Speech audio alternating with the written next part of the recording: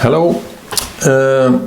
Well, before starting today's trial to make the perfect antiquing, I have to say that this video series about showing how I make antiquing is extremely challenging, because normally I go a little bit try something and then I may take it off and do this and that. I mean, there is not a straight line. First apply this, then this, and scratch a little bit, and suddenly it's finished.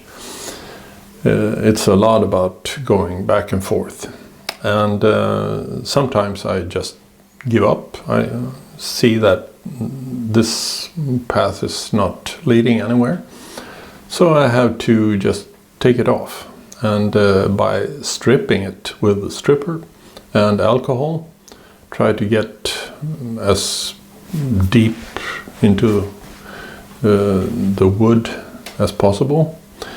What you end up with is actually a very nice ground. So second time around you can start with a nice ground, and that's actually one way of making the ground. But here we are trying to go the way step by step, and hopefully we come to the goal. There is no varnish that I can recommend that solves all your problems. Every violin is different, so you have to be a little bit have a fantasy and try to see everything from the wood up.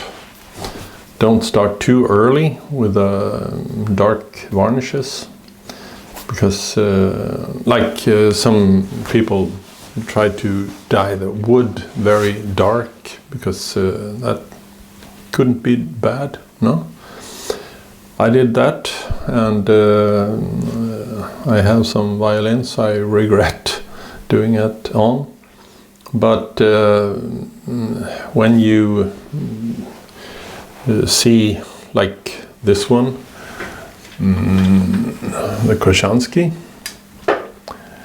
you see here, it's, oh gosh, no Oscar for this. It's very bright where the wood is, where the bare wood is. So that tells us that it has to come from light to darker, not start dark and try to make some magic happen. Also the borders of the, oh, here we go again. Boom, boom, boom, boom, boom, boom. Can you see the borderline here? Is we have varnish, and then a light border here, and then the bare wood, which has some dark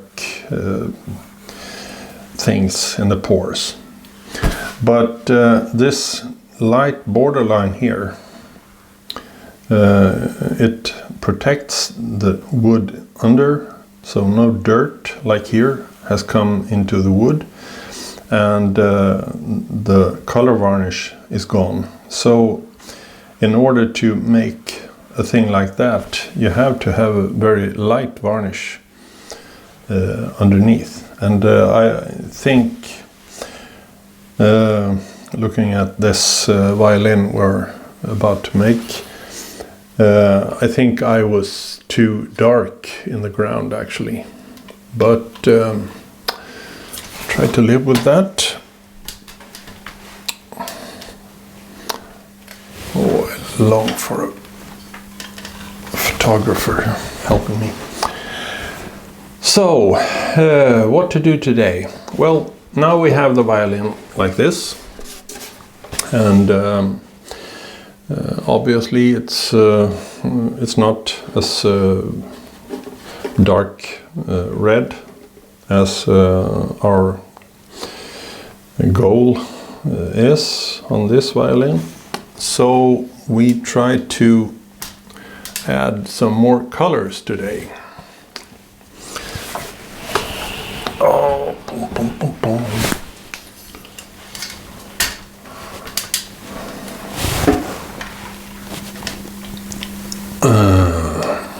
We go there, yes.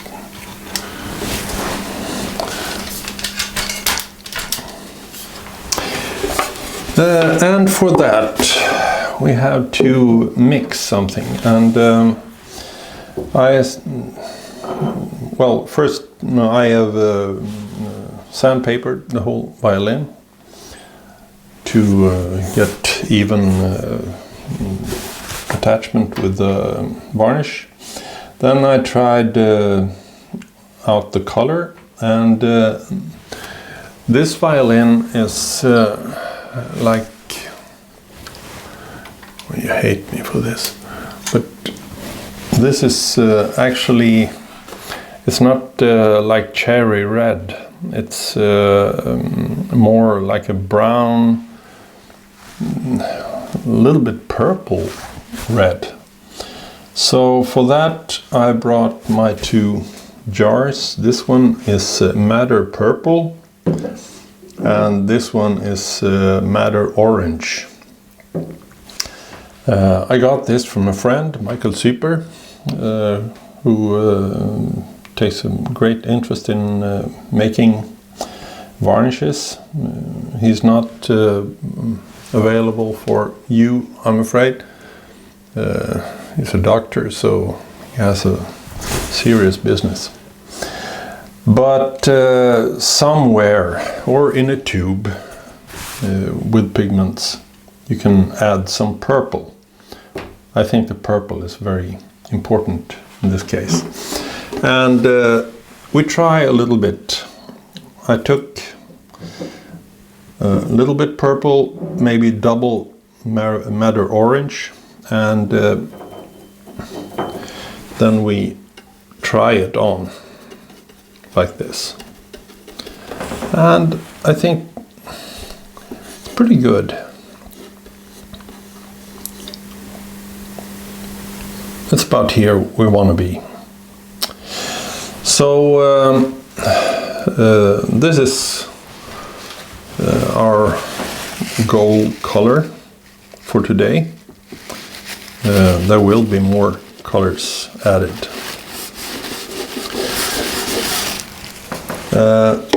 But then I think I will mix this. Add some more though.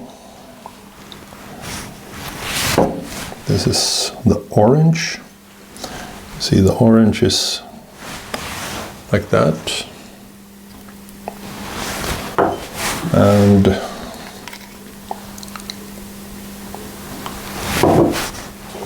this is the purple, like that. And we mix it. We have to take a lot more, because we don't want to be stranded just before we're finished and have to sort of find the right color to make the last parts. I would rather discard it. Maybe some more purple.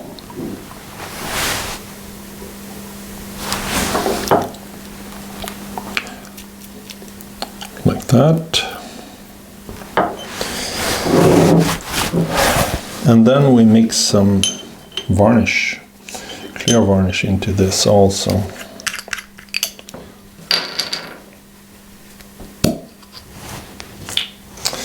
And I am no varnish champ, so there are probably other guys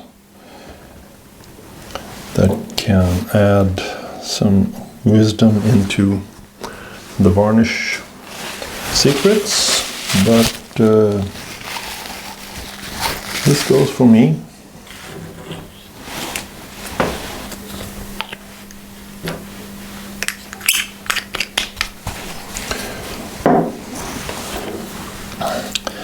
So now we have some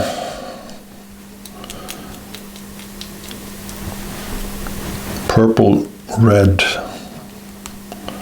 stuff, and this brush is too small. I mean, it's putting on small dots, and so it will be hard to have it even. And at this point we want to have it even applied. So we put that one away and bring in a broader one. Maybe we dilute it a little bit too, because this is turpentine.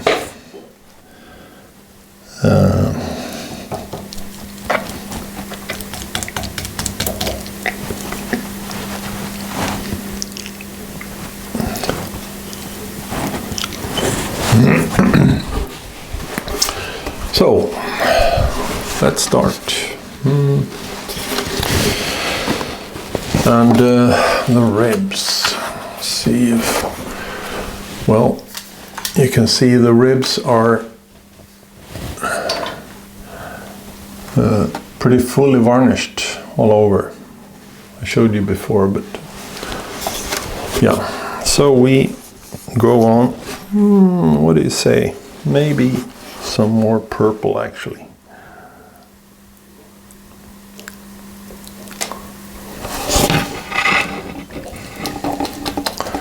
As I said, it's a lot back and forth, and it's no disaster if we don't reach the end color at this point.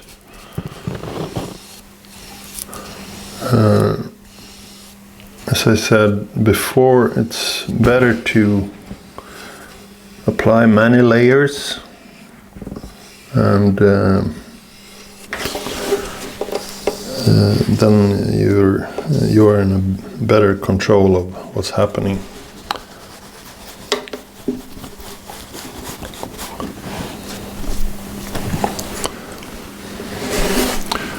See how it turns out.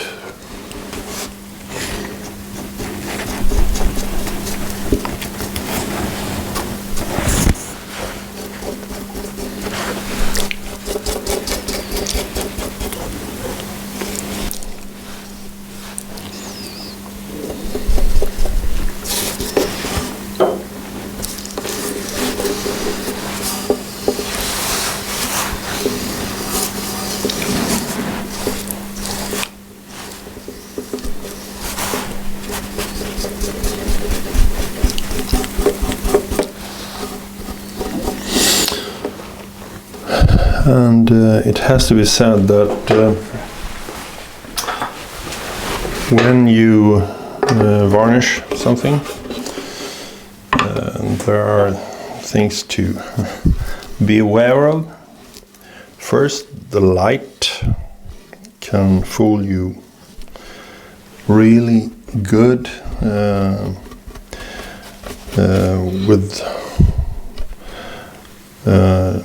like tubes in the ceiling, putting that kind of light and a light bulb, ordinary old light bulb, makes the varnish look totally different.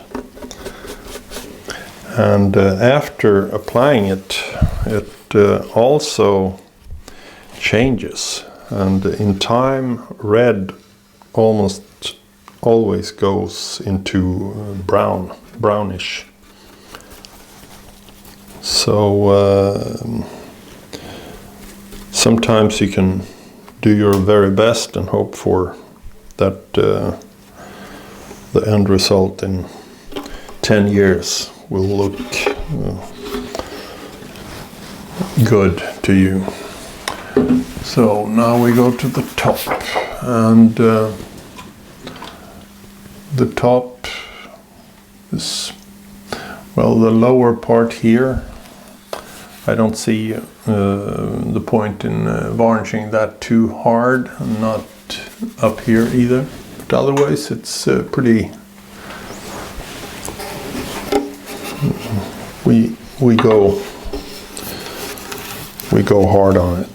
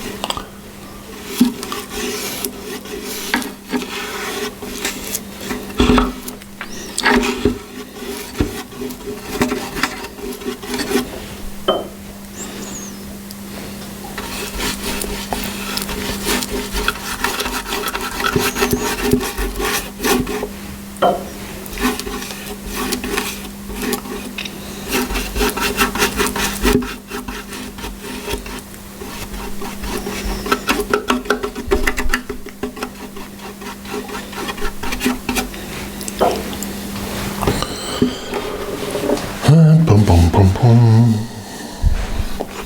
There and there.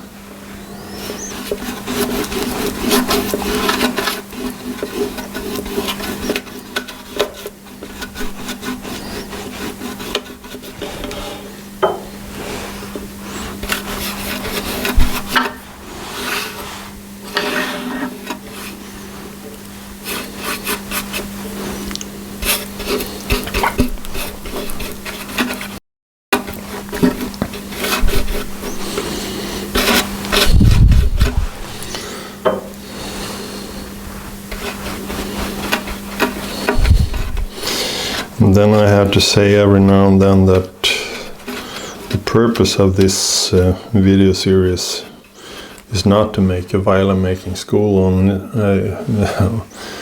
YouTube. It's just telling a little bit about something that I find very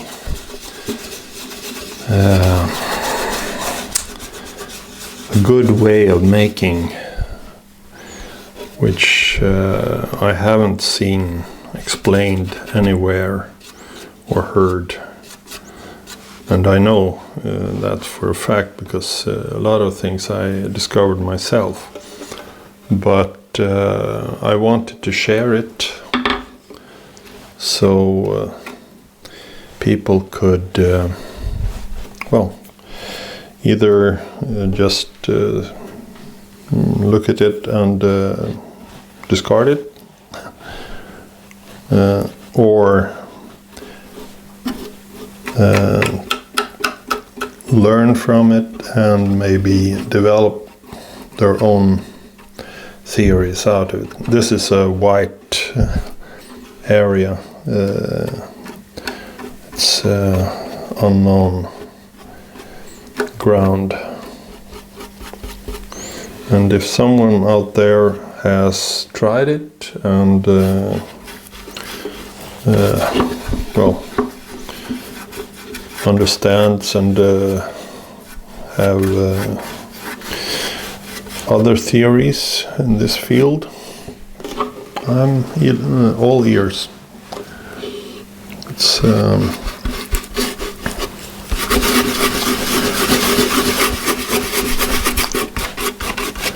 but it was just the thing was I don't want to take it with me in the grave one day when I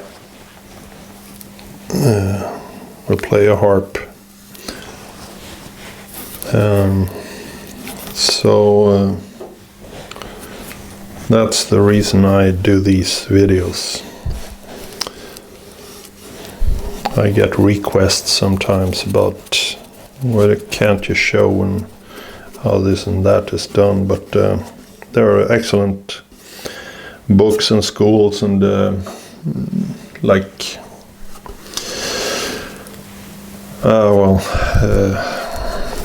things that are common practice, and then I say no because it is not what it doesn't fit the idea that I just presented, why I do this. It's I give it away because I want it to be known, and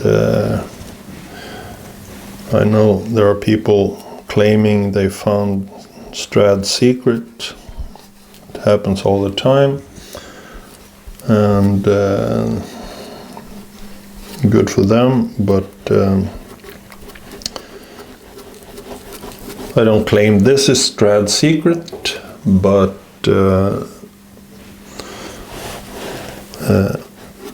I think it's worth thinking of as a possible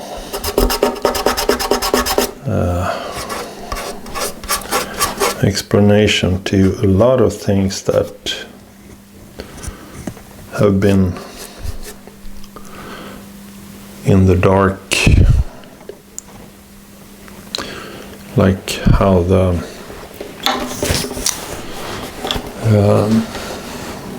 arches and graduations and full placements and are done. What schools and a lot of makers do today is just visually copying and have no questions. Why is there a back plug?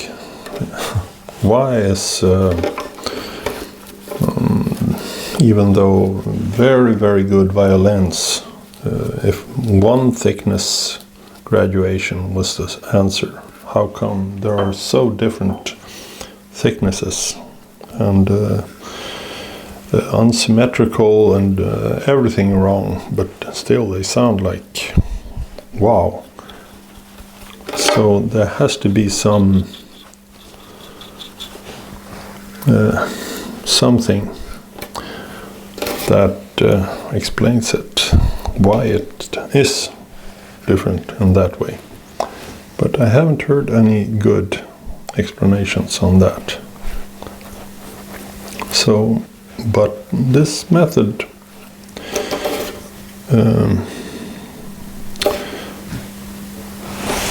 works very good, I have to say. Okay, this is how it turned out today. Ta-da! You can look at here. And here.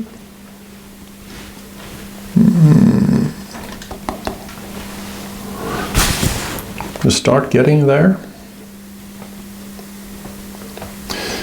And next time we might add a little bit more purple.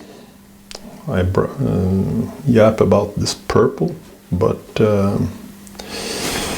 yeah, I think that will be good.